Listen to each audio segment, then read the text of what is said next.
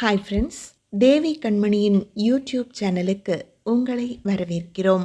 நின்வதனம் மதுரமடி, அத்தியாயம் 26. அந்த அரண்மனையில் குண்டூசி விழுந்தால் கூட சப்தம் கேட்கும். அந்த அளவிற்கு அமைதியாக இருந்தது. ஜோதிடரை வரவழைத்து சண்முகவேல் ராஜாவிற்கும் சுமித்ரா தேவிக்கும் திருமண பொருத்தம் பார்த்து கொண்டு இருந்தனர் பெரியவர்கள். இவர்கள் பொருத்தம் பார்த்த அதே நேரத்தில் சண்முகவேல் வேறு பெண்ணோடு கூடி கழிக்க சுமித்ரா தன் காதலனை சந்திக்க வந்திருந்தாள். இந்த முறை ஊருக்கு போனதும் வீட்டில் பேசிடுறேன், நீங்க வந்து பொண்ணு கேட்குறீங்க என்று விஸ்வநாதனிடம் சொல்லி கொண்டிருந்தாள். சுமி, உங்க வீட்டில் சம்மதிப்பாங்க தானே? நீ வேற பெரிய குடும்பம் அது இதுன்னு சொல்ற என்று தயங்க, சம்மதிக்கலனா விட்டு போயிடுவீங்களா என்று அவனை மிரட்ட, அதெப்படி விட முடியும், நீ நீ ஏன் கூட தான் இருக்கணும் என்று கையை பிடித்து கொண்டான் விஸ்வா. அதெல்லாம் இருப்பேன், சீக்கிரம் நீங்கள் உங்கள் வேலையை மாற்றிட்டு வாங்க என்றவள் விடை பெற்று கொண்டு வீடு வர இங்கோ அவளின் திருமண ஏற்பாடு வெகு தீவிரமாக நடந்து கொண்டிருந்தது. சுமித்ரா யோசிக்கவெல்லாம் நேரம் தரவில்லை ஒருவரும். விஸ்வநாதனை வந்து அழைத்து செல்லும்படி தகவல் தந்திருக்க அவன் திருமணம் முடிந்தும் வரவில்லை. கட்டாய திருமணம். மறுக்க வழியில்லாமல் ஊரார் கூடி நின்ற சபையில் சண்முகவேலின் தாரமானாள் சுமித்ரா தேவி. இரவு சடங்கு என்றதொரு கற்பு களவாடல் நடந்தது. வன்மையிலும் வன்மையாய் கந்தல் காகிதமாய் கிடந்தாள் சுமித்ரா. பொன்னென மேனி இருக்க நெருப்பிலிட்டு கருக்கி இருந்தான் அவளை. உருக முடியாமல் உருக்குலைந்து போயிருந்தாள் நடந்த விபரீதத்தில்.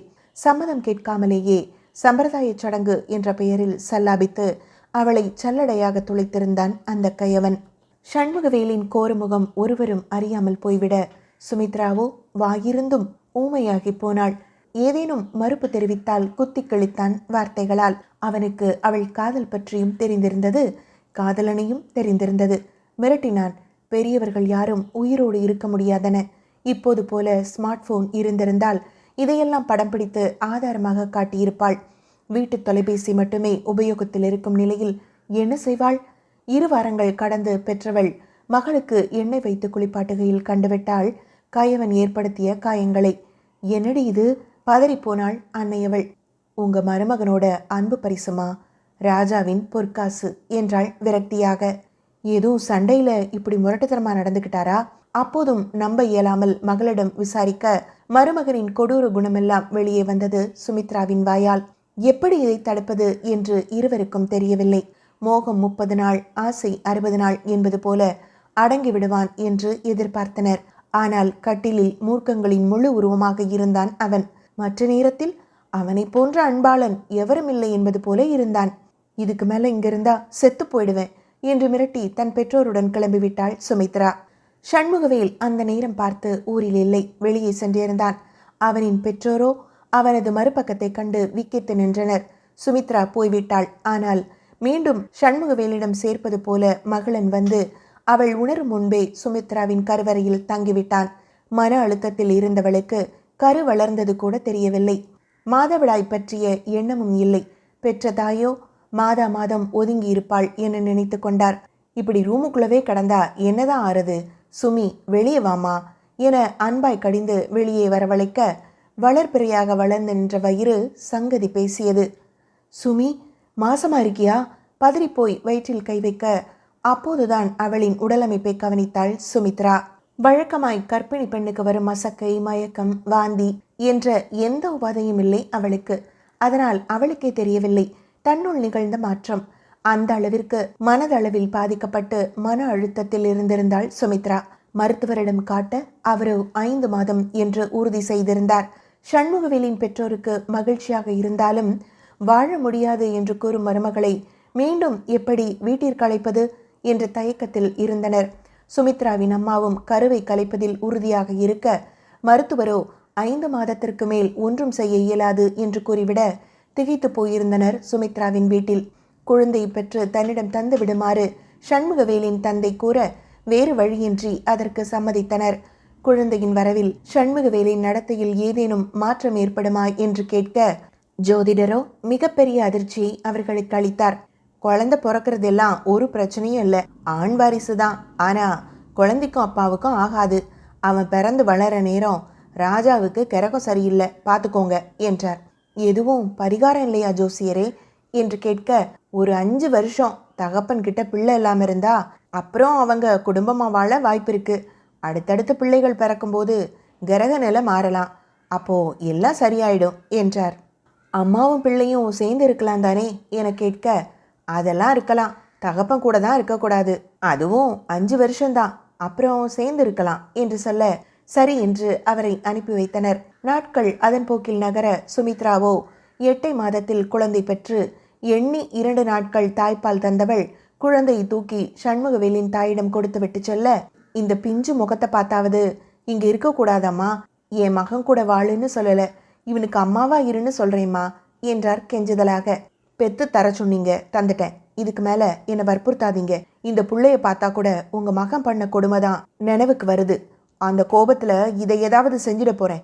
என் மனசு இப்போ ஒரு நிலையில இல்லை என்று குழந்தையின் முகம் கூட பாராமல் கிளம்பி விட்டாள். சண்முகவேலுக்கு குழந்தை பிறந்ததை தெரிவிக்கலாம் என்று எண்ணி தெரிவித்திருக்க, அவனோ அது என் பிள்ளையா இருக்க வாய்ப்பே இல்லை, கல்யாணம் ஆகி 8 மாசத்துல புள்ளையா, எவன் வாரிச ஏன் தலையில கட்ட பாக்குறா, கல்யாணம் ஆகி வந்ததுல இருந்தே அவ வீட்டுக்கு விளக்காகல, அப்பவே நான் சுதாரிச்சிருக்கணும், நான் அங்க வரும்போது புள்ள இருந்தது, கொன்னு தூக்கி எறிஞ்சிருவேன் என நெருப்பு கங்குகளாய் வார்த்தைகளை வீசினான். பெரியவர்கள் நொந்து நூலாகி போயினர். விதியை நொந்தவர்கள் ஜோதிடத்தை நம்பினர். மகனும் மருமகளும் மீண்டும் இணைந்து வாழ்வார்கள், அதுவரையில் குழந்தை எங்காவது வளரட்டும் என்று எண்ணி அவர்கள் தேர்வு செய்ததுதான் பிருந்தாவனம் ஆசிரமம். அந்த ஆசிரமத்தின் நிர்வாகி சகுந்தலா அம்மா அன்பாய் அரவணைத்தார். மகளனை வளர்க்கும் ஆசிரமம் என்பதால் தாராளமாக நன்கொடையும் சலுகைகளும் கிடைத்தது அவர்களுக்கு. 5 வருடம் காற்றாய் கரைந்தது. அரச குடும்பத்து வாரிசாய் வளர வேண்டிய பிள்ளை ஆசிரமத்தில் அனாதரவாய் வளர்ந்தது. இந்த 5 வருடத்தில் சண்முகவேலையும் சுமித்ராவையும் இணைத்திட எவ்வளவோ முயற்சி செய்தும் அத்தனையும் வீணாகியது. இறுதியாக ராஜா பட்டம் கட்ட வேண்டும், அதிகாரம் உனக்கு வேண்டுமென்றால் சுமித்ராவோடு இணைந்து வாழ் என்று அவனின் தந்தை கூறிவிட வேறு வழியின்றி ஒப்புக்கொண்டான் சண்முகவேல். இதனிடையே பெற்றோரை இழந்த சுமித்ராவிற்கும் வேறு வழியின்றி போனது. மீண்டும் மகளன் ஆசிரமத்தில் இருந்து திரும்பி அரண்மனைக்கு வரவழைக்கப்பட்டான் சுமித்ராவோடு. இதுதான் தன்னை பெற்றவள் என்று அறியாமல் அவர்களோடு வந்தான் பிள்ளை. சுமித்ரா மகனோடாவது இயைந்து போவோம் என்று எண்ணி மகளனை அரவணைத்துக் கொள்ள மீண்டும் சண்முகவேலோடு ஒரு வாழ்க்கை. பெற்றவர்களுக்காக மனைவி மகனை ஏற்றவனின் சாயம் வெகு நாட்களுக்கு நிற்கவில்லை. சண்முகவேலுக்கு தோப்பு வீட்டில் மற்றொரு குடும்பம் இருந்தது தெரிய வந்தபோது மகன் திருந்தவில்லை என கண்டு கொண்டனர் அவர்கள். தோப்பு வீட்டில் இருக்கிறது யாரு என்று கேட்க, இவ போன பிறகு அவ கூட தான் இருக்கேன், எங்களுக்கு ஒரு ஆம்பளை பிள்ளை இருக்கான், பேரு ரணியன், அவளைத்தான் இங்க கூட்டிட்டு வரலான்னு நினைச்சேன், நீங்க இவ கூட வாழ சொல்றீங்க என கடுகெடுத்தான். மூத்த மனைவி இருக்கும்போது எத்தனை வந்தாலும் அது வப்பாட்டிக்கு சமந்தான், அதெல்லாம் எங்களால ஏத்துக்க முடியாது. சுமித்ரா தேவியோட சேர்ந்து பட்டம் கட்டிக்கிறதுனா கட்டு, இல்லாட்டி நீ போகலாம், அரண்மனை ராஜாவா நான் சுசீந்திரனையும் மரகதத்தையும் அறிவிச்சுக்கிறேன் என்றார் ஒரே போடாக. அவங்க எப்படி அதிகாரத்துக்கு வர முடியும் என்றவனிடம், அப்போ என் பேர மகளன் இருப்பான், வளர்ந்து அவன் ராஜபதவிக்கு வரட்டும் என்றார். அது எவன் கொடுத்ததோ என்று எழலாக பேச அவனின் தந்தையோ கோபத்துடன், இப்படியே பேசினா ஜமீனை விட்டு நீ வெளியே போக வேண்டியிருக்கும் என்று எச்சரித்தார். வேறு வழியின்றி சுமித்ராவோடு அங்கே இருக்க, உங்க நடவடிக்கை பொறுத்துதான் இந்த பரம்பரையோட அதிகாரம் உங்க கைக்கு வரும் என பெரியவர் சொல்லிவிட சண்முகவேல் அவரின் முன் குழந்தையிடமும் சுமித்ராவிடமும் அன்பு செலுத்தினான். சுமித்ரா நேரம் பார்த்து காத்திருந்தார். சண்முகவேல் ராஜா பட்டம் கட்டிய மறுநிமிடமே சுமித்ரா அந்த உண்மையை உடைத்திருந்தார். மன்னிச்சிடுங்க மாமா, இவரு என் வீட்டுக்காரர், இவரையும் என் மகனையும் கடத்தி வச்சிருந்ததாலதான் நான் இங்க இப்படி நடிக்க வேண்டியதா போயிடுச்சு. என் புருஷனை போலீஸ் உதவியோட மீட்டுட்டேன், இப்பவும் உங்க முகத்துக்காகத்தான் இவனை விடுறேன், இனிமே என் வாழ்க்கையில இவன் வந்தா கொலை பண்ண கூட தயங்க மாட்டேன் என்று கூறிய சுமித்ரா தனது 2 வயது மகன் மகேந்திரனையும் தன் கணவன் விஸ்வநாதனையும் சுட்டி காட்டினார். இனி என் பையன் உன் வழிக்கு வரமாட்டாமா, நீ போ என்று கூற சுமித்ரா விஸ்வநாதனோடு செல்லும் தருணம் மகிழன் சுமித்ராவின் முந்தியை பற்றி இழுத்தான். அண்ணாந்து பார்த்தவன், அம்மா தூக்கு என்று கை நீட்ட சுமித்ரா கலங்கிய விழிகளோடு இளைய மகனோடு வெளியேறினார். அத்தியாயம் 27.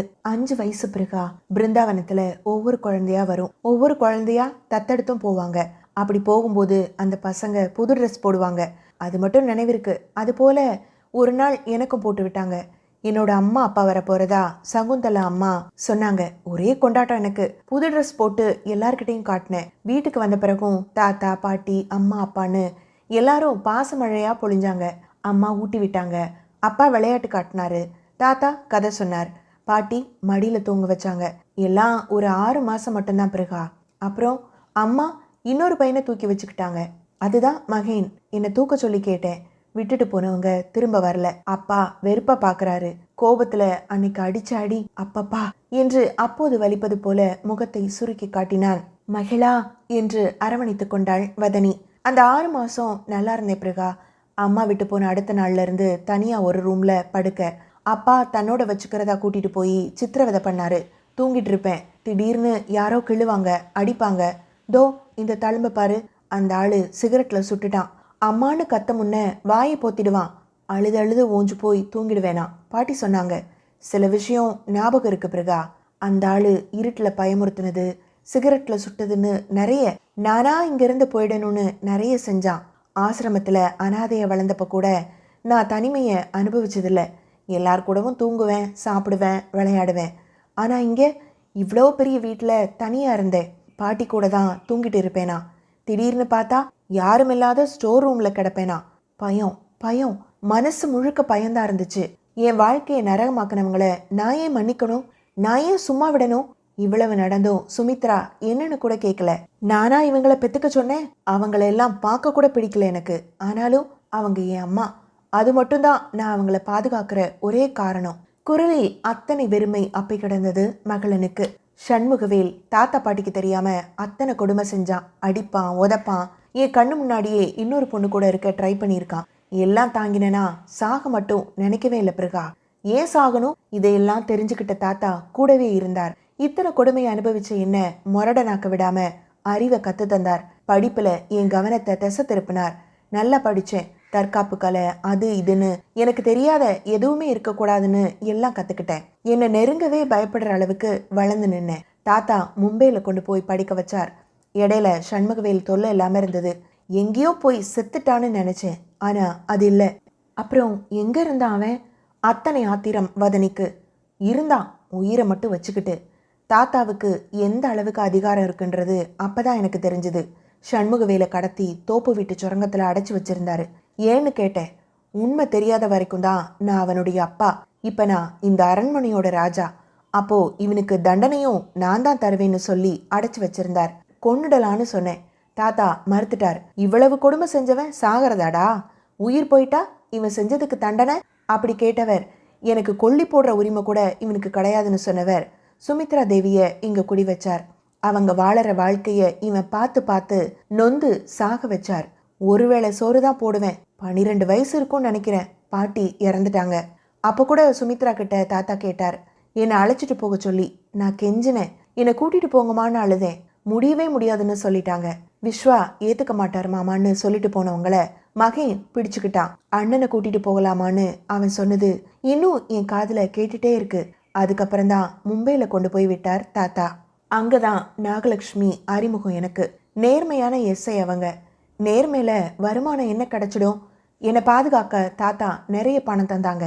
அவங்க பசங்களையும் வளர்த்து என்னை கண்ணுக்குள்ள வச்சு பார்த்துக்கிட்டாங்க. பிரபு ஸ்வீகாவும் சரி என்னை ஒதுக்கல. பெரியவங்க தான் என்னை வேண்டான்னு நின்னாங்க. அதுக்கப்புறம் கொஞ்ச நாள்ல தாத்தா இறந்துட்டார். அந்த நிலைமையில நான் மறுபடியும் சுமித்ரா கிட்ட வரேன்னு சொல்லிடுவேணும்னு பயந்தாங்க. நான் போகல. மறுபடியும் மும்பைக்கே போனேன். நாகலட்சுமி தான் என் துணை. என்னை பெத்த பையனை விட மேலே பார்த்துக்கிட்டாங்க. சுமித்ரா விட சின்ன வயசு அவங்களுக்கு. வா தம்பி நான் இருக்கேன்னு தைரியம் சொன்னாங்க. அப்படி ஒரு மனுஷியெல்லாம் தேடினாலும் கிடைக்க மாட்டாங்க பிருகா. அதுக்கப்புறம் என் ஆளுமையை வளர்த்துக்கிட்டு வந்து நின்னேன். இந்த ஊரை எப்படியெல்லாம் உருவாக்கணுமோ அப்படி ஆக்கினேன். ரணியன்னு ஒருத்தர் இருக்கிறதே எனக்கு தெரியல பிருகா. தாத்தா இறக்கும்போது தான் சொன்னார். அவன் அம்மாவை இந்த ஆளு துடிக்க துடிக்க கொண்டுட்டானா. அதுல தான் நொந்து போய் தாத்தா அவனை அடைச்சு வச்சிருக்கார். என்ன போலவே ரணியனையும் தாத்தா படிக்க வச்சிருந்தார். என்ன ஏத்துக்க முடியாத மரகத நாயகி அவனை ஏத்துக்கிட்டாங்க என்றான் விரக்தியாக. ஏன் மகிழா? ஏன்னா ரணியனோட அம்மா சுசீந்தரன் தங்கச்சி, அதனால ஏத்துக்கிட்டாங்க. இப்ப புரியுதா அவனையே ராஜாவாக்க இவ்வளோ முயற்சி எடுத்தாங்கன்னு என்றான். புரியுது என்றவளுக்கு மனம் ஆறவே இல்லை. எத்தனை சுயநல மனிதர்கள் இவர்கள் என்று. இதுக்கு மேலேயும் நாம் இங்க இருக்க வேண்டாம் பிருகா. அவங்க ஆசைப்படியே ரணியனே பட்டம் கட்டிக்கிட்டோம். என்ன இப்போ என்றவனை மெல்லிதான புன்னகையுடன் பார்த்தாள். இனிமேதான் நாம் இங்க இருக்கணும். உங்களை ஒதுக்கின உறவுகள் முன்னாடி நாம நல்லா வாழணும் மகளா. சுமித்ரா தேவி ஒரு அம்மாவா உங்களை அவங்க ஒதுக்கி வச்சிருக்க கூடாது. சண்முகவேல் செய்த தவறுக்கு அவனை கொன்னு இருக்கலாம். அவங்க அதை விட்டுட்டு எந்த பாவமும் அறியாத உங்களை எப்படி ஒதுக்கி வைக்கலாம்? ஒரு மகனா நீங்க என்ன செய்யணுமோ அதை செஞ்சிட்டீங்க. அதை அனுபவிக்க கூட தகுதி இல்லாதவங்க அவங்க. இனி நாம இங்க தான் இருக்கோம். தாத்தா உங்களை அரண்மனை விட்டு போகக்கூடாதுன்னு சொல்லியிருக்காரு தானே? போகக்கூடாது. பழையபடி வாடகை தந்தே இருப்போம் என்றாள் உறுதியான குரலில். எனக்கு ஒன்றும் பிரச்சனை இல்லடா, ஓகே இருக்கலாம் என்று கூறிவிட்டான் மனைவியின் பேச்சிற்கு மதிப்பு கொடுத்து. மீண்டும் அரண்மனை மாடியில் குடியேறினர் மகிழன் பிரகா தம்பதி. ரணியன் கீழே இருந்தான். சண்முகவேலிற்கு விதவிதமான தண்டனைகள் தந்து கொண்டு ஒவ்வொரு நிமிடமும் சாவு பயத்தை அவருக்கு காட்டிக் கொண்டிருந்தான். மகளனே பரவாயில்லை என்று இருந்தது சண்முகவேலிற்கு. இந்த வருஷமும் பட்டம் கட்டாமலேயே திருவிழா நடத்திடலாம் தம்பி. பெரியவரும் முடியாம இருக்கார். ரணியன் தம்பியும் பட்டம் கட்ட கேட்கிறார். மரகத நாயகிமா உங்களுக்கு பட்டம் கட்ட விடமாட்டேங்கிறாங்க. அதனால இந்த முடிவு. ஊர்க்காரர்கள் அனைவரும் ஒரு மனதாக முடிவெடுத்திருந்தனர். உங்க இஷ்டம், வழக்கம் போல நான் சொன்னதுதான். திருவிழா செலவு என்னோடது என முடித்து விட்டான் மகளன். திருவிழா எந்த ஆர்ப்பாட்டமும் இன்றி நடந்தேறியது. மகளன் மனைவியோடு பொதுமக்கள் போல கலந்து கொண்டான். முதல் மரியாதையெல்லாம் ரணியனுக்கு சூட்டப்பட்டது. பெரிய குடும்பத்து வாரிசுகள் என்று மற்றவர்கள் எல்லோரும் அங்கீகரிக்கப்பட்டனர். மகளன் அத்தனையும் வேடிக்கை பார்த்தான். முகத்தில் எள்ளளவும் உணர்வுகளை காட்டவில்லை அவன். மகேந்திரன், பிரபு, ஸ்வீகா என எல்லோரும் வற்புறுத்தி அழைத்தும் தனியாக நின்றான் மனைவியோடு. மகளன் ஒதுங்கி நின்றது தருணிகாவிற்கு ஒரே கொண்டாட்டமாக இருந்தது. தன் குடும்பத்தை வரவழைத்து கொண்டாடி கொண்டிருந்தாள். உணவருந்திய மிச்சங்களை கொண்டு வந்து பிரகாவிற்கு கொடுத்தாள். அவள் இன்னும் வேலைக்காரி என்பதை உணர்த்த, அச்சச்சோ இவ்வளவு தூரம் நீங்க அலைஞ்சிருக்க வேண்டாம் தருணிகா, நாங்க சாப்பிட்டுட்டோம், நீங்க எடுத்துட்டு போங்க என நாசுக்காக அவளை திருப்பி அனுப்பி வைத்து விட்டாள் வதனி. மகேந்திரனுக்கு கடும் அதிருப்தி தருணி மீது. உன்னை பிடிச்சு கல்யாணம் பண்ணை தருணி, ஆனா இப்போ ஏன் பண்ணேன்னு யோசிக்க வைக்கிற என கூறிவிட்டான் ஆற்றாமையுடன். நான் என்ன செஞ்சேன்? சும்மா எல்லாத்துக்கும் குறை சொல்லாதீங்க என்றாள் கோபத்துடன். இவளிடம் பேசுவதை வீணென்று நினைத்தவன் அமைதியாக கடந்து சென்று விட்டான். வா ஸ்வீட்டி, என்ன தனியா பேசணும்னு கேட்ட? மகிழன் வியர்வையை துடைத்தபடி வந்தமர பிரகா மோர் கொண்டு வந்து கொடுத்தாள். அம்மா ரணியனை கல்யாணம் பண்ணி வைக்கிறதுல தீவிரமா இருக்காங்க மாமா, என்ன செய்ய என ஸ்வீகா கேட்க, உனக்கு பிடிச்சிருந்தா பண்ணிக்க வேண்டியதானே. அவளை ஆழம் பார்த்தான் மகிழன். அவனை சுத்தமா பிடிக்கல, வேணும்னா நீயே என்னை ரெண்டாவதா கட்டிக்கோயேன் என கேட்டவளின் தலையில் நறுக்கென்று கொட்டினாள் பிருகா. ஒழுங்கா ஓடிடு, இந்த ரெண்டாவது மூணாவதுக்கெல்லாம் இடமே கிடையாது. மகிழா சிரிக்கிறீங்க, அவளை அதட்டுங்க என்று கணவனை வேறு முறைத்தாள். ஸ்வீகா நமட்டு சிரிப்புடன், ஏன் தந்தா என்னவா, நான் நல்லா பார்த்துப்பேன் மாமாவை என்றாள். ஏய் வேணா அடி வாங்காத என பேசி கொண்டிருக்கும் போதே ரணியன் அங்கு வந்து விட்டான். ரணியனை கண்டு இருவரும் அமைதியாகிவிட, பிரகி எனக்கு இந்த பொண்ணை கல்யாணம் பண்ணலாம் இஷ்டமில்லைன்னு சொல்லிடு. என்னால் மகிழன் மாதிரி கட்டுப்பாட்டோட இருக்க முடியாது. இவங்க அம்மா கிட்ட நான் பேசிக்கிறேன் என்றவன் செல்ல, ரணி நில்லு என்று தடுத்தது சாட்சாத் மகளனேதான். சட்டென நின்றான் ரணியன். ஏன் முடியாது? ஸ்வீகா நல்ல பொண்ணு என்றவனை தடுத்து, நான் சண்முகவேலோட ஜீன், புரியுதா? I don't want the taste of. ஒரு தடவை அந்த விஷயத்துக்குள்ளே போயிட்டேன், அவனை மாதிரி ஆயிடுவேன். இன்னொரு அரக்கனை உருவாக்க விரும்புறீங்களா என்ன என்று ரணியன் கேட்டதில் பதறிப்போயினர் பெண்கள் இருவரும். அத்தியாயம் 28. 8 மாதங்கள் கழித்து பலாரென அறையும் சத்தம் மகளனின் செவிப்பறையை வந்தடைந்திருந்தது. நிமிர்ந்து பார்த்தான். மகளனின் மனையாள்தான். எதிரில் இருந்தவளை அடித்திருந்தாள். தரணிகா கன்னத்தை பிடித்தபடி கண்ணீருடன் நின்றிருந்தாள். இனிமே என்கிட்ட பேச ட்ரை பண்ணாத, பண்ணினா வேற மாதிரி ஆயிடும் என்று விரல் நீட்டி எச்சரிக்க, ஒண்ணுமில்லாதவளுக்கு பேச்சுக்கு குறைவில்லை என்று வலியோடு அவள் திட்டிக்கொண்டே கைவோங்க பிரகா அவளது கையை பிடித்து கொண்டாள். மறுபடியும் தப்பு பண்ற தரணிகா என்றவள், ஒண்ணுமில்லாதவளா நானா என்று எள்ளலாக வினவினாள். ஆமாடி, வாடகைக்கு குடித்தன இருந்துகிட்டு இருக்கிறவதானே நீ என்று சொல்லிவிட, சில பிச்சைக்காரங்க சாரி அவங்க கூட கேட்டு வாங்குவாங்க, ஆனா ஒரு சில ஜென்மங்கள் கேட்காமலே எடுத்துக்கும். அந்த கேடு கெட்டவங்க வாழட்டும்னு கேட்காம எடுத்துக்கிட்டதை திரும்ப கேட்கல. நான் பிச்சையா நினைச்சு விட்டுட்டேன். அது போக நான் ஒண்ணுமில்லாதவ கிடையாது. ஏன்னா கொள்ளையா புருஷனோட அன்பையும் காதலையும் சுமக்கிற நான் தான் இந்த ஊர்லயே உலகத்திலேயே பெரிய பணக்காரி.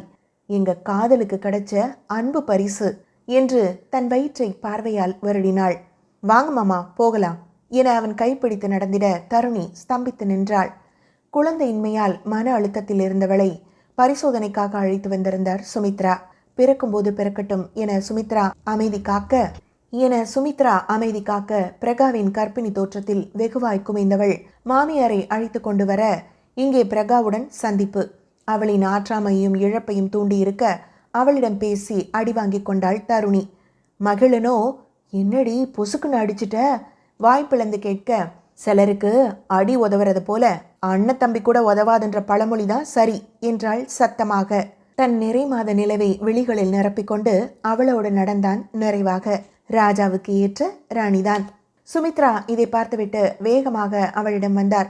மகளனோ நாசுக்காக, நான் டேப்லெட் வாங்கிட்டு வரேன்டா என்று நகர்ந்து சென்றான். உடம்பு பரவாயில்லையாமா, டாக்டர் என்ன சொன்னாங்க என்று வினவிட, நல்லா இருக்கீங்க, பாப்பா நல்லா இருக்கு என்றாள். இப்போதெல்லாம் அத்தை என்று மறந்தும் அழைப்பதில்லை அவள். என்றவரோ சற்று தயங்கி, தருணிய நீ அப்படி பேசியிருக்க கூடாதுமா என்றார். ஓ என்றவள் வேறெதுவும் கூறிடவில்லை. அவளே குழந்தை என்ற வருத்தத்துல இருக்கா, இந்த நிலைமையில போய் நீயே இப்படி பேசலாமாமா என்று ஆற்ற மாட்டாமல் கேட்டுவிட, நானா போய் யார்கிட்டையும் வம்பு வச்சுக்கிறது இல்ல, அது என் சுபாவமும் கிடையாது. உங்க மருமக தேவையில்லாம வந்து பேசினாங்க, அதுக்கு தகுந்த பதிலடி நான் தந்துட்டேன். இங்க எந்த இடத்துலையும் அவங்க குறைய இயலாமையை பத்தி நான் பேசவே இல்லையே, அவங்க தான் பேசுனாங்க. இப்ப மட்டும் இல்ல, எப்போதும் பேசுனாங்க, பேசுறாங்க. அதுக்கு பதிலடியே நான் இன்னைக்கு தான் தந்திருக்கேன். இனி பேசினாலும் தருவேன். வசதி வாய்ப்புங்கிறது அவங்களோடது. அடுத்தவங்களை இதுல இழிவா பேச யாருக்கு உரிமை கிடையாது. சொல்லி புரிய வைங்க உங்க மருமகளுக்கு என்றாள். நீயும் என்னோட மருமகள் தாமா என்றவரை புன்னகையுடன் பார்த்தவள், என் வீட்டுக்காரருக்கு அப்பா அம்மா கிடையாதுங்க, அவரு ஆசிரமத்துல வளர்ந்தவர், தத்தெடுத்தவங்க இறந்துட்டாங்க என்றாள் முகம் மாறாமல். சுமித்ரா இழிந்து போய் நின்றார். மகளன் வந்ததும் போகலாம் என்று கிளம்பிவிட்டாள் பிரகல்யா. சண்முகவேல் இறந்து 6 மாதங்கள் ஆகியிருந்தது. இன்னும் கொஞ்சம் கொடுமைப்படுத்தலாம் என்று நினைத்திருந்த ரணியனுக்கு அவரது இறப்பு அதிர்ச்சிதான். படுக்கையில் கிடந்தவர் திடீரென்று காணாமல் போக யார் தூக்கிச் சென்று இருப்பார்கள் என குழம்பியிருந்தனர் ரணியன் மகளன் இருவரும். மரகத நாயகி காவல்துறையில் புகார் அளிக்கலாம் என்றெல்லாம் கூறிக்கொண்டிருந்தார். எதுக்கு மரகதம், அவங்களால எல்லாம் கண்டுபிடிக்க முடியாது, இதை விட்டுடு என்றார் சுசீந்திரன். ஏன் கண்டுபிடிக்க முடியாது? இவன் தான் எங்க அண்ணனை ஏதோ பண்ணி இருக்கணும். மகளினின் பக்கம் கை காட்ட, அவர் அதெல்லாம் செய்ய மாட்டார் மரகதம், நல்ல மனுஷன் என மூக்க கண்ணாடியை கலற்றி துடைத்தவர், ரொம்ப நாளா வேட்டை நாய்களுக்கு சரியா கறி கிடைக்கிறதில்ல மரகதம், அதான் பாவுன்ட்டு அதுங்களுக்கு உணவா இருக்கட்டுமேனு நான் தான் பீஸ் போட்டு சாப்பிட போட்டேன் என்றார் அலட்டி கொள்ளாமல். அனைவரும் அதிர்ந்து பார்த்திட அவரின் சட்டையை பிடித்து உலுக்கினார் மரகத நாயகி. அட பாவி மனுஷா, பைத்தியமா உனக்கு என்று அலற, ஆமா மரகதம், ரொம்ப வருஷமா இவனை கொல்லணும்னு ரொம்ப வருஷ பைத்தியம். அவர் இன்னும் அலட்டி கொள்ளாமல் பதில் பேச, மாமா என்றான் ரணியன் பதற்றத்துடன். என்ன மருமகனே, உங்க அப்பாவை கொண்டுட்டேன்னு நீங்க கத்தலையா? மகளா நீ? நீ கத்த மாட்ட, ஏன்னா அவனை கொடுமைப்படுத்தினது தான் எனக்கு தெரியுமே. ரணியா, அவனோட தலைய காட்டுல ஒரு ஆலமரம் இருக்கே, அங்கதான் புதைச்சிருக்கேன், போய் எடுக்காத. இந்நேரம் எலும்பு மட்டும்தான் இருக்கும், இங்க சமாதியெல்லாம் கட்டிடாத, அவனுக்கு அதுக்கெல்லாம் தகுதி கிடையாது என்றார் மிகவும் பொறுமையாக. என் அண்ணன் ஒன்ன என்னையா செஞ்சார், ஏன் இப்படி பண்ண? மரகத நாயகி அழுது மாய்ந்தார். அவரால் நம்பவே இயலவில்லை. அமைதியின் உருவமாக இருக்கும் தன் கணவனா பாசமிகு அண்ணனை கொன்றது என்று. என்ன எதுவும் செய்யாமலேயே என் உயிரை உருவிட்டா மரகதம். என் தங்கச்சிய எவ்வளவு ஆசையா வளர்த்தேன். அவ மேல எனக்கு ரொம்ப பாசம். பொண்ணு மாதிரி வளரல அவ. அதாவது அடக்க ஒடுக்கமான பொண்ணா அவ வளரவே இல்லை.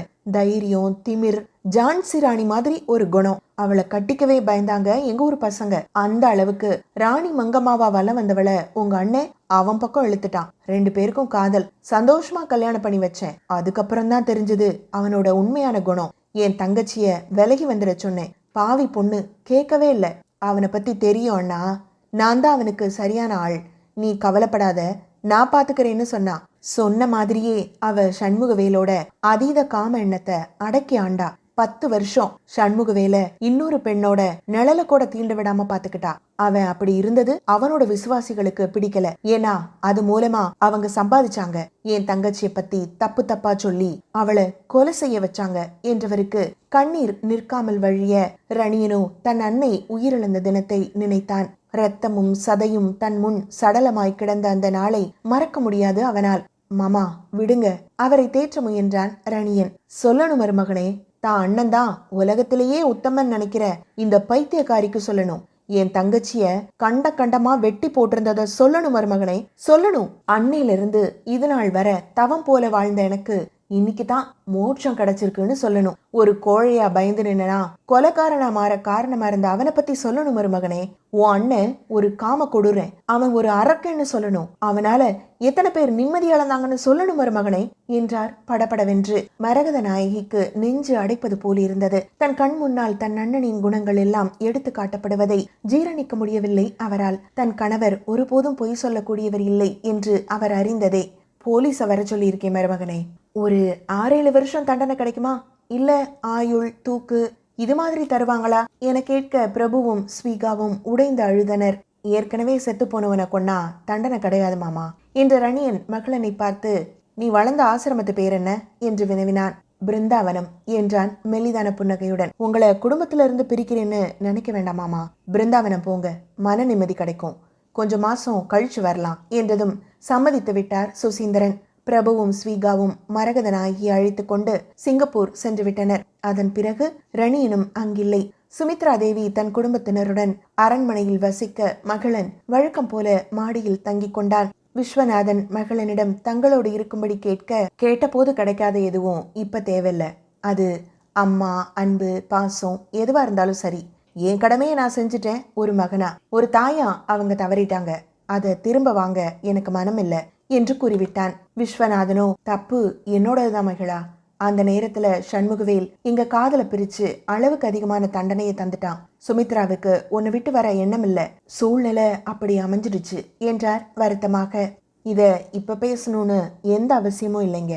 மகளை கர்ணனை போல ஆத்துல விட்ட குழந்தைன்னு நினைச்சுக்கிறேன். உங்க வாழ்க்கைக்கு இடைஞ்சலா மகளன் எப்போதும் நிக்க மாட்டான் என்றபடி போய்விட்டான். ரணியன் தனக்கு தன் தந்தையின் குணம் வந்துவிடும் என்று கூறிவிட்டு சென்றதோடு சரி. அதன் பிறகு எங்கே இருக்கிறான் என்று எந்த தகவலும் கிடைக்கவில்லை. 8 மாதங்கள் உருண்டோடிவிட்டன.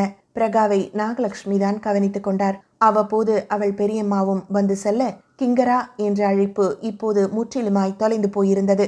தன் அடையாளத்தை மாற்றிய மகளனை இன்னும் பிடித்தது வதனிக்கு. பிருகா, எங்க இருக்க பொண்ணே, எவ்வளவு நேரம் தேடுவேன்?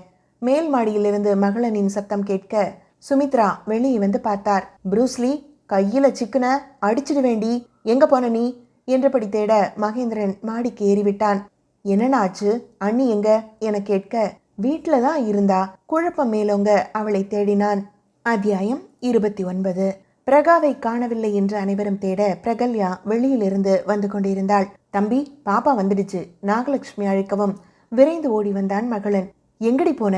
பதற்றத்தில் அவளை உலுக்க, நீங்க எங்க போனீங்க மாமா? நீங்க அடிபட்டு ஹாஸ்பிட்டலுக்கு வந்ததா ஃபோன் வந்தது என்று கதறினாள். ஹாஸ்பிட்டல்லையா என திகைத்தவன், நான் காலையில வயலுக்கு தான் போயிருந்தேன். யார் பேசினாலும் நம்பிடுவியா? பைத்தியம், ஒரு நிமிஷத்துல பதற வச்சுட்டேன் என்றவன் சுற்றமெல்லாம் கவனிக்காமல் அணைத்திருந்தான். தம்பி, வெயில நிக்காம உள்ள வாங்க, அதுவே பதறிட்டு வந்திருக்கு என நாக அழைக்கவும் மனதை சமன்படுத்திவிட்டு அழைத்து சென்றான். சிறிது நேரத்தில் அனைவரும் மாடியில் இருக்க தருணி மட்டும் மேலே செல்லவில்லை. நேற்று அடி வாங்கியதன் விளைவாக பிரகா மீது ஆத்திரத்தில் இருந்தாள். அவள்தான் பிரைவேட் நம்பரில் இருந்து அழைத்து மகளனுக்கு அடிபட்டதாக கூறியிருந்தாள். அதிர்ச்சியான விஷயங்கள் கர்ப்பிணி பெண்ணிற்கு கூறினால் கரு கலைந்துவிடும் என எப்போதோ அறிந்த விஷயத்தை இப்போது பிரகாவின் விஷயத்தில் செயல்படுத்தி இருந்தாள். அப்படி ஒன்றும் ஆகவில்லை என்றதும் இன்னும் கோபம்தான் தலைக்கேறியது அவளுக்கு. மகேந்திரன் உள்ளே வந்து கதவை சாத்தினான். பளாரென விழுந்தது ஒரு அறை. துடித்து போய் பார்த்தாள் தருணி. இந்த அறைய நான் முன்னவே தந்திருக்கணும். இதுக்கு மேல ஏதாவது கிறுக்குத்தனம் பண்ண டிவோர்ஸ் பண்ணிட்டு போயிட்டே இருப்பேன். இடியட், அவ்வளவு என்னடி ஈகோ உனக்கு? உன்னை பிடிச்சிருக்குன்னு நான் பார்த்த பார்வைக்காக உன் ஸ்டேட்டஸ் உன் படிப்பு எதுவும் பார்க்காம கட்டி வச்சார் அவரு. அவர்கிட்ட ஈகோ பார்க்குற? சி, நீயும் ஒரு பொண்ணா என்று அருவறுத்து விட்டான் மகேந்திரன். தேவையில்லாம பேசாதீங்க மகேன். நேத்து நான் அடிச்சாலே அப்போ உங்க அம்மா வாயை மூடிக்கிட்டு தானே இருந்தாங்க. ஆத்திரமாக கேட்டாள். ஏன் அடிச்சாங்க? ரீசன் சொல்லு பாப்போம் என்றதும் தருணிக்கு எரிச்சல் மண்டியது. அவ ஏன் அடிச்சான்னு அவளையே கேளுங்க. பிள்ளை பெத்துக்க போற திமிரு அவளுக்கு. அதான் எனக்கு பிறக்காதுன்னு குத்தி காட்டுறா. அதை கேட்க துப்பில்ல உங்களுக்கெல்லாம் என்று ஆங்காரமாய் கத்த, நமக்கு குழந்தை இல்லைன்றது நம்ம பிரச்சனை தருணி, அதை அவங்க யோசிக்க கூட கிடையாது. நீதான் இதெல்லாம் போட்டு குழப்பி உன்னை நீயே கெட்டவளா மாத்தி ப்ரொஜெக்ட் பண்ணிட்டு இருக்க. அந்த மனுஷன் நினைச்சிருந்தா இந்த சொத்துக்களை எனக்கு தராம இருந்திருக்கலாம். உண்மையான உரிமை உள்ளவர் அவர்தான். ஆனா அதை என்னைக்காவது வெளிக்காட்டியிருக்காரா? இல்ல அண்ணிதான் உங்க குடும்பத்துக்கு தந்த இல்ல நீங்க பிடுங்கின சொத்தை பத்தி பேசியிருப்பாங்களா? கடைசியா சொல்றேன், இந்த ஈகோ எல்லாம் விட்டுடு, பழைய தருணியாரு. லைஃப் நீ நினைச்சதை விட நல்லா போகும். உனக்கு என்ன வேணுமோ கேளு, தரேன். ஆனா அடுத்தவங்க சுயமரியாதையை கேட்காத என்றவன், இனி ஓ முடிவு ஓ விருப்பம். ஆனா இன்னொரு முறை அவங்க கஷ்டப்படுற மாதிரி ஓ நடவடிக்கை இருந்தா என் முடிவு வேற இருக்கும் என எச்சரித்து விட்டே சென்றான். மகி, பேசாத ப்ளீஸ் என்றவன் அவளை தன் நெஞ்சில் சாய்த்து கொண்டு அமர்ந்திருந்தான். என் நம்பருக்கு கூப்பிட மாட்டியா பிருகா? 2 நிமிஷத்துல பைத்தியம் ஆயிட்டேன். என்னை என்ன பண்ணி வச்சிருக்கேன்னு உனக்கு தெரியுதா ப்ரூஸ்லி? ஃபூ, கஷ்டண்டி உன்னோட. அழுத்து கொண்டாலும் சிகையை கோதியது அவன் விரல்கள். அந்த நேரத்தில் எதையும் யோசிக்க முடியல. உங்களை பார்க்க தோணுச்சே தவிர வேற எதுவும் தோணலையே. மற்றொரு கையை பிடித்து அவன் விரல்களோடு விரல்கள் கோர்த்து விடுவித்தாள். யாராருக்கும் கூப்பிட்டது? தருணிகா என்றாள் ஒற்றை வார்த்தையில். அவளை சட்டென்று நிமிர்த்தினான். அப்போதைக்கு யோசிக்க முடியல. ஆனால் அதுக்கப்புறம் நம்பர் செக் பண்ணப்ப தெரிஞ்சுது அது அவளோட செகண்ட் நம்பர். யாருக்கும் அவ்வளவா தெரியாது. ஆனால் எனக்கு தெரியுன்றத அவள் மறந்தது தான் துரதிருஷ்டம். சரி விடுங்க, இனி கவனமாக இருக்கேன் என்றவள் அவன் நெஞ்சிலேயே மீண்டும் சாய்ந்து விட்டாள். நான் இதை பார்த்துக்கிறேன் பிருகா என்றவனிடம், அதெல்லாம் வேண்டாம், அவங்கள மைண்ட் பண்ணாதானே நமக்கு கஷ்டம். கண்டுக்காமல் போயிடுவோம். ஒரு கட்டத்தில் அவங்களுக்கே அந்த விஷயம் அழுத்து போயிடும் இல்லையா? அதில் மூழ்கி அவங்க தான் வாழ்க்கையவே அளந்துடுவாங்க. 2ல் எது வேணும்னு தருணியை முடிவு செய்யட்டும். யார் தப்பையும் திருத்த நாமல்ல, நம்ம வாழ்க்கையை வாழத்தான் நாம என்று கண்களை மூடிக்கொண்டாள். தெளிவிடா பொன்னே நீ என அணைத்திருந்தவன் ஆசுவாசமாய் கண்களை மூடினான். நாகு, வளகாப்பு பற்றி தம்பிட்ட பேசலாமா? 9 தொடங்க போகுதே. சுமித்ரா கேட்டுக்கொண்டிருக்க, அம்மா தம்பியே சொல்லுவார், அவர் கவனத்தில் இல்லாமலா போகும். நீங்கள் அவர் விஷயத்தை பற்றி கவலைப்படாமல் இருக்கிறது நல்லது என்று கூறிவிட்டார் நாகலட்சுமி. அதெப்படி நாகு? அவன் ஒதுக்கினா நான் ஒதுங்கணுமா? வீட்டுக்கு மூத்தவளா நான் யோசிக்க கூடாதா என்று சுமித்ராவின் பேச்சில் கர்வம் துணிக்க நாகலட்சுமி அமைதி காத்தார். இந்த அம்மா மறுபடியும் வாங்கி கட்டினாதான் அடங்கும் என்று எண்ணியபடி வேலையை கவனித்தார். சுமித்ரா தேவி மகளன் வரும் தருணத்திற்காக காத்திருந்தார். பிரகல்யாவிடம் கூட மகளனை வந்து தன்னை சந்திக்கும்படி சொல் என சொல்லியிருக்க அவளும் சரி என்று கூறிவிட்டாள். மகளனிடம் விஷயம் போய்விட்டாலும் அதை அவன் கண்டு கொள்ளவில்லை. சுமித்ராவே முன்னெடுத்து பேசச் சென்றார். ஏமா, தம்பிட்ட பேசணும்னு சொல்லியிருந்தேனே, நீ சொல்லலையா என அதிகாரமாய் கேட்டபடி வந்தமர மகளனோ, என்கிட்ட உங்களுக்கு பேச வேண்டி இருந்ததுன்னா நேரா நீங்க தான் வரணும், அதை விட்டுட்டு நான் வரணும்னு எதிர்பார்க்க கூடாது என்றான் அமர்த்தலாக. சுமித்ராவின் முகம் விழுந்து போனது. சில நிமிட அமைதிக்கு பின்னர், விஷயம் என்னன்னு சொன்னா நல்லா இருக்கும் என்றான் அமைதியாக. இல்லப்பா, பிரகாவுக்கு வளகாப்பு போடணும், பெருசா செய்யலாம். சொந்த பந்தம் எல்லாரையும் வரவழைக்கணும், ஊருக்கே விருந்து போடணும், முறைப்படி எல்லாரையும் எனும்போதே இடைவெட்டியவன், ஏன் மனைவிக்கு வளகாப்பு போடுறத பத்தி நீங்க ஏன் பேசுறீங்க என்றான் நறுக்கென்று. சுமித்ரா அதிர்ந்து பார்க்க அவன் பார்வையில் சிறிதும் மாற்றமில்லை. சொல்லுங்க, நீங்க யாரு என்று கேட்க, மகிழா, நான் உன் அம்மா, நீ இல்லைன்னு சொல்ல என்றவரை கை தூக்கி பேச வேண்டாம் என்றவன், எனக்கு அப்படி யாரும் கிடையாது, உங்களுக்கு இதை ஏற்கனவே நான் சொன்னதா ஞாபகம் என்றான். நான் செஞ்சது தப்புதான் மகள், அதுக்காக நீ இப்படி பேசலாமா? எனக்கு மன்னிப்பே கிடையாதா? என் சூழ்நிலை என்னன்னு தெரிஞ்சா நீ இப்படி பேச மாட்ட என்றார் கண்ணீரோடு. இனஃப் என்று கத்தியவன், என்ன சூழ்நிலை? இல்லை என்ன சூழ்நிலைன்னு கேட்குறேன். உங்களுக்கு 1000 காரணம் இருக்கலாம், ஆனால் எனக்கு அந்த நிமிஷம்தான் காரணம். மன அழுத்தம் எல்லாருக்கும் வரும். உங்கள் சூழல் புரியாமல்ல. நான் பிறந்தப்ப உங்களுக்கு அவர் மேலே கோபம், ஸோ தூக்கி எறிஞ்சுங்க. திரும்ப யார் உங்களை வர சொன்னது? திரும்ப வந்து பாசத்தை காட்டி நான் தான் உன் அம்மான்னு அடையாளம் ஏன் காட்டுனீங்க? கேட்டேனா? ஆசிரமத்தில் இருந்தப்ப சகுந்தலா அம்மா மட்டும் என்னை பார்க்கல, அங்கே வேலை செஞ்ச அத்தனை பேரும் ஆள் மாற்றி ஆள் பார்த்துக்கிட்டாங்க. அவங்கள எல்லாம் நான் உணர்வா அம்மாவா நினைக்கலையே, உங்களை கூட நினைக்கலையே. நீங்களா அடையாளப்படுத்தினீங்க அம்மான்னு, நீங்களா விட்டுட்டு போனீங்க. உங்கள் காதலனும் அவ்வளவு உயர்ந்ததுன்னா என்னை ஏற்றுக்கிறதுல என்ன கஷ்டம் அவங்களுக்கு? இல்லை, ஒரு ஓரத்தில் அவனும் இருந்துட்டு போட்டுன்னு சொல்கிறதுல என்ன கஷ்டம் உங்களுக்கு? அட அவ்வளோ வேணாங்க, தாத்தா பாட்டி கூட இருடா, நான் அப்பப்போ வந்து பார்த்துக்கிறேன்னு ஒரு பொய்யான நம்பிக்கையாவது தந்திருக்கலாமே. பிரபு, ஸ்வீகா உங்கள் வீட்டில் சொந்தக்கார பசங்களாக தங்கியிருக்கும்போது அவங்களில் ஒன்றா நினச்சி என்னை கூட வச்சுருந்துருக்கலாமே. அந்த அளவில் நான் சந்தோஷப்பட்டிருப்பேனே. எதுவும் வேண்டாம். இங்க என் கண்ணு கெட்டின தூரத்துல தானே நீங்க வாழ்ந்தீங்க. ஹா, அந்த தூரத்துல ஒரு அன்பா பார்த்துருக்கலாமே. ஒரு நேரம் வந்து சாப்பிட்டியாடான்னு கேட்டிருக்கலாமே. இந்த வீட்டு பொண்ணா அரண்மனை மரியாதை சீர்வரிசை வாங்க வரும்போது கூட உங்க கண்ணுக்கு நான் தெரியலையே.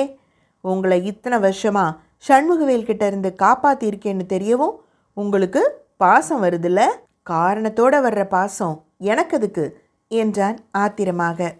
மகிழ், நான் உன் மேல பாசமாதான் என்று சுமித்ராவை பேச விடவில்லை அவன். எனக்குன்னு எல்லாம் தர என் மனைவி இருக்கா. அரக்கனோ எவனோ யார் பிள்ளையா இருந்தா நமக்கு என்ன? நாம் அந்த பிள்ளைய சரியா பார்த்துக்கிறோமா, அதுதான் முக்கியம்.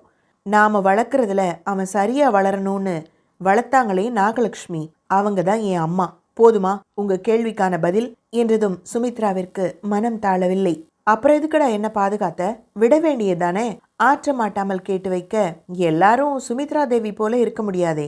ஒரு மகனா என்ன செய்யணுமோ அதை நான் செய்துட்டேன். மறுபடியும் பாசம் பந்தோன்னு வந்து என் வாழ்க்கையில நுழையாதீங்க என்றான் அழுத்தமாக. சுமித்ரா தளர்ந்த நடையுடன் வெளியேறினார். தம்பி, என எப்போதும் போல நாகலட்சுமி தண்ணீரை நீட்ட பிரகா அவரை அணைத்து கொண்டு புன்னகைத்தாள். வளகாப்பு நடத்தலாமா நாகலட்சுமி? எப்போ செய்யலாம் என்றான். நீங்க தேதி சொல்லுங்க தம்பி, ஏற்பாடு நான் செய்கிறேன் என்றார் உடனடியாக. கல்யாணத்தை தான் சிம்பிளா முடிச்சாச்சு, வளகாப்பு ஊரே அதிரும்படி பண்ணுவேன் என்றான் புன்னகையுடன். சொன்னது போலவே அதிரடியான ஏற்பாடுதான். மொத்த ஊருக்கும் சொல்லி ஏற்பாடு செய்திருந்தான். பிரபு, ஸ்வீகா, மரகத நாயகி கூட அழைக்கப்பட்டார். ஆசிரமத்தில் உள்ளவர்களுக்கும் அழைப்பு விடுத்தாலும் சகுந்தலா அம்மா அங்கே வந்து எல்லாம் செய் என்று கூறிவிட்டார். அனைத்து பிள்ளைகள் பெரியோர் என ஊருக்குள் அழைத்து சென்றால் அவர்களை பரிதாபமாக பார்ப்பார்கள். அது வேண்டாம் என நினைத்தார் சகுந்தலா. உங்க மனசு போலவே செஞ்சிடலாமா என்று கூறிவிட்டான். ரணியனுக்கும் அழைப்பு விடுக்கப்பட்டது. ரணியன் வருவானா? அத்தியாயம் 30. வதனியின் வளைப்பூட்டு விழாவிற்கான ஏற்பாடுகள் தடப்புடலாக நடந்தேறி இருந்தன. நாகலட்சுமி தான் அத்தனை ஏற்பாடுகளும். வதனியின் பெரியம்மாவிற்கு ஏகபோக மகிழ்ச்சிதான். எனினும் தங்கை உயிரோடு இருந்தால் நினைக்கையிலேயே நெஞ்சம் விம்மியது அவருக்கு. மொத்தமாய் ஒழிந்து போயிருந்த கிங்கரா எனும் அழைப்பு வதனிக்கு இளைப்பாறுதல். ஒவ்வொருவராய் வளையல் போட்டுவிட சுமித்ரா தேவிக்கு அண்டை அயலார் போன்ற வரவேற்புதான். அத்தனை புலம்பி இருந்தார் மகேந்திரனிடம். அண்ணன் இடத்துல நான் இருந்தா உங்களை பார்த்திருக்கவே மாட்டேன் என்றான் தெளிவாக. விஸ்வநாதன் பேசுவதே இல்லை. அவருக்கும் தெரியும் தான் செய்தது தவறு என்று. அவரால் மகளனை சண்முகவேல் பிள்ளையாகத்தான் பார்க்க முடிந்தது. மகளனை ஏற்றுக்கொள்ளும் மனப்பக்குவம் இளமையில் இல்லைதான். முதிர்ச்சி பெற பெற மகளனிடம் உறவு பாராட்ட நினைத்தாலும் சண்முகவேலின் செய்கை தடுத்தது. சுமித்ராவின் பிடிவாதத்தில்தான் மகளனின் சொத்துக்களை கூட அவர் பெற்றுக்கொண்டது. என் தந்தையும் இந்த சாம்ராஜ்யத்தை உருவாக்க உழைத்திருக்கிறார், அவர் உழைப்பை ஏன் நான் மறுக்க வேண்டும் என கேட்டே மகளினிடமிருந்து வாங்கி கொண்டார். தந்தை மகனுக்கும் இதில் துளியும் விருப்பமில்லை என தெரிந்தும் மகளன் மொத்தமாக ஒதுக்கி வைத்து விட்டான். விழாவிற்கு ஒவ்வொருவராய் வந்த வண்ணம் இருக்க மரகத நாயகி தன் பிள்ளைகளோடு வந்தார். பழைய மிடுக்கு, ஆணவம், திமிர் எதுவும் இல்லை. வயதுக்கேற்ற முதிர்வு தெரிந்தது முகத்தில். வாங்க என்று வாசலில் நின்று வரவேற்றவனை ஏக்கமாக பார்த்தார். அத்தை என்று அழைக்க மாட்டானா என்று. காயப்பட்ட மனம் உடனே சரியாகாதே. மாமா என பிரபு சங்கடமாக அழைக்க, நானும் மனுஷன்தாண்டா என்று அவனின் கரகரத்த குரலில் மரகத நாயகியே, வேணாமியா வேணாம், நீ எப்படி இருக்கியோ அப்படியே இரு, சங்கடப்படாதப்பா என்று கூறிவிட்டார். சுசீந்திரன் தேன் நிலாவோடு வந்திருந்தார். என் பொண்டாட்டிமா என மரகத நாயகியை கை காட்ட தேனிலா புன்னகைத்தாள். இழைச்சிட்டாளே. மனம் மனைவிக்காய் கரிசனம் காட்டியது. போய் பேசுங்கப்பா. தேனிலா ஊக்கம் தர, இல்லம்மா என் மேல கோவமா இருப்பா என்று அமைதியாக அமர்ந்து கொண்டார். மரகத நாயகிக்கு பார்வை எல்லாம் கணவன் மீதே. ஸ்வீகாவிடம் அத்தனை பொறுமல். இந்த மனுஷனை பாரடி, என் தொல்லை இல்லாம ஒரு சுத்து பெருத்து போயிருக்காரு. நான் தான் கவலையா கிடக்கேன். பாரே, பார்த்துட்டு மூஞ்சி திருப்பிக்கிட்டத என அதற்கும் நொடித்து கொள்ள ஸ்வீகாவிற்கு சிரிப்பு தாழவில்லை. வந்து பேசுவார்மா என்றவள் பிறகு வதனியிடம் சென்று விட்டாள். ரணியன் அறைக்குள் அமர்ந்திருந்தான். அவனது கையில் 6ஆம் விரலாய் இடம் பிடித்திருந்த சிகரெட் மெல்ல மெல்ல உயிரை விட்டு கொண்டிருந்தது. எதிரே பெண்ணொருத்தி ஆடையின்றி எழுந்தவள் அவனை பார்க்க, டேபிள்ல பணம் இருக்கு, எடுத்துட்டு கிளம்பு என்றான் அமர்த்தலாக. பெண்ணவளோ, ஒரு 2 hours ரெஸ்ட் எடுத்துட்டு போவா சார் என்றாள் இறைஞ்சுதலாக. ரொம்ப டயர்டா? என்றவன் sorry, I am not control my self என்றான். தூங்கட்ட சார், சாப்பிட்டு தூங்கு, யாரும் டிஸ்டர்ப் பண்ண மாட்டாங்க என்றவன் ட்ரெஸ் போட்டுக்கோ என்றபடி வெளியேறினான். ரொம்ப தேங்க்ஸ் சார் என்றவள் அயர்வில் கண்ணசர அவளது கைபேசி அழைத்தது. சலிப்பாய் எடுத்தவளிடமிருந்து கைபேசியை பிடுங்கியவன், அவ எனக்கு இன்னைக்கும் வேணும், பேமெண்ட் டபுள் பண்ணிக்கோ என்று இணைப்பை துண்டித்தான். சார் என்று அதிர்ந்தவளை, நீ தூங்கு, நான் தொல்லை பண்ண மாட்டேன், கிளம்புறதுக்கு முன்னாடி சொல்லு, கேப் புக் பண்ணுறேன் என்றான். அப்பா என்றவளுக்கு ஏகபோக மகிழ்ச்சி. நிம்மதியாக உறங்கலாம் என்ற சந்தோஷம் அது. ஏன் இந்த தொழிலுக்கு வந்தாய் என்றெல்லாம் கேட்கவில்லை அவன். அது அவனுக்கு தேவையில்லாத ஒன்று. குடும்ப கஷ்டம் சார். எங்கள் அப்பன் வரிசையாக 7 பொட்ட பிள்ளைய பெற்று போட்டுட்டான். எங்கள் அம்மா என் தங்கச்சியை பெற்றதும் கடமை முடிஞ்சதுன்னு செத்துடுச்சு. அதுகளை கரை சேர்க்க வழி தெரியல. உழைச்சி சம்பாதிக்க நினச்சேன், எவன் விட்டான்? தொழிலை பார்க்க வந்துட்டேன். 7ல் 1 நாட்டுக்குன்னு தந்தாச்சு. 5 கட்டி தந்துட்டேன் சார். கடைசி குட்டி படிக்கணும்னு சொல்லிட்டா. டாக்டருக்கு படிக்கிறா சார். இது கடைசி வருஷம். ஒரு சின்ன ஆஸ்பத்திரி வச்சு கொடுத்தா கடமை முடிஞ்சதுன்னு என்னையும் முடிச்சுக்குவேன் சார். நம்ம அக்கா இந்த தொழில்தான் பார்த்து நம்மளை வளர்த்தான்னு தெரியக்கூடாது பாருங்க என்றவள் பேசி முடித்து விட்டேன் என்ற பாவனையில் உறங்கி போனாள். ரணியன் சிரித்து கொண்டான். ஒவ்வொரு இடத்திலும் ஒரு கதை இருக்கத்தான் செய்கிறது என்றபடி அவளது கைபேசியை இருந்த இடத்தில் வைத்தான். அடுத்ததாய் ஒரு அழைப்பு மகளினிடமிருந்து வந்தது. அழைப்பை ஏற்கவில்லை அவன். மீண்டும் மீண்டுமாய் அழைத்து கொண்டிருக்க சலிப்பாய், என்னடா எதுக்கு இம்சை பண்ற, நான் வரல என கடித்து விட்டு வைத்தான். மறுபடியும் அவனிடமிருந்துதான் அழைப்பு. டேய், உன்னை கொன்றுவேன் என்று கத்த எதிர்முனையில் என்ன கூறினானோ அடித்து பிடித்து ஓடினான் குளியலறைக்கு. சற்று நேரத்தில் தயாராகி வந்தவன் அங்கிருந்த வேலையாளிடம், உறங்குபவளை தொல்லை செய்யாதே என்று சொல்லிவிட்டு வெளியேறினான். வேகமாக ஓடியதில் எதிரே வந்தவளை மோதி தள்ளிவிட்டு மகளனை நெருங்கிவிட்டான். மூச்சிறைக்க, பிரகி எங்க என்றான். உள்ளே இருக்கா என்று ஐசியூவை காண்பித்துவிட்டு, பயமா இருக்குடா ரணி என அதுவரை அடக்கி வைத்திருந்த பயம், கலக்கம் எல்லாம் கண்ணீராய் வெளியே வந்துவிட்டது மகளனுக்கு. ஒன்றும் ஆகாது, வந்துடுவா. சின்ன குழந்தையாட்டம் அழாத, இன்னும் டைம் இருக்கேடா, அதுக்குள்ள எப்படி என்றான் சந்தேகமாக.